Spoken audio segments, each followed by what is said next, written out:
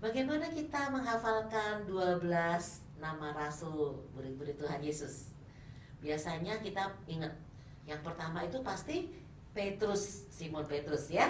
Lalu yang terakhir Yudas Iskariot.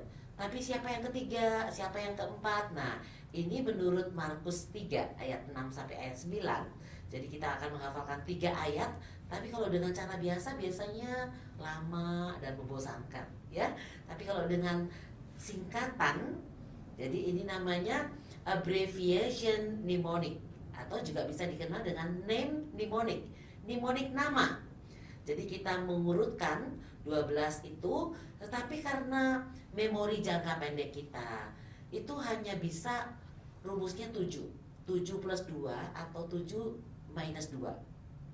Makanya kalau HP itu nomornya 10 digit gitu ya. Jadi 7 plus 2 ya tambah 1.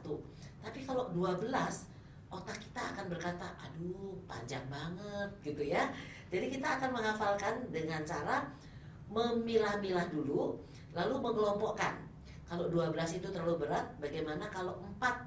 Kalau 4 kita masih bisa terima. Berarti dalam setiap kelompok ada di 3 kelompok dibagi menjadi 4 masing-masing.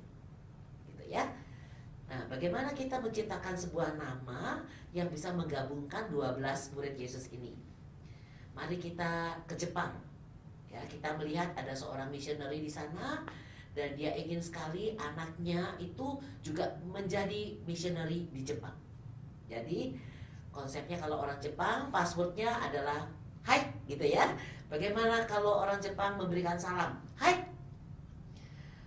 Anaknya diberi nama Jepang. Namanya itu mencakup 12 nama. Jadi setiap ini nama ada 4 nama sebenarnya ya.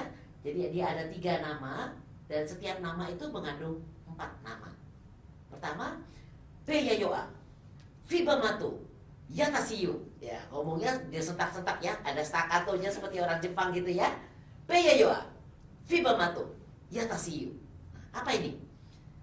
Petrus, terus Yakobus, Yohanes, Andreas. Nah, itu 4 nelayan murid yang pertama. Lalu bagaimana dengan Fibamato? Fibamato, Filipus, Bartolomius, Matius, Thomas.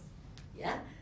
Lalu yang keempat, 4 bagian yang terakhir, Yakobus anak Alfius, supaya membedakan ini dengan ini ya.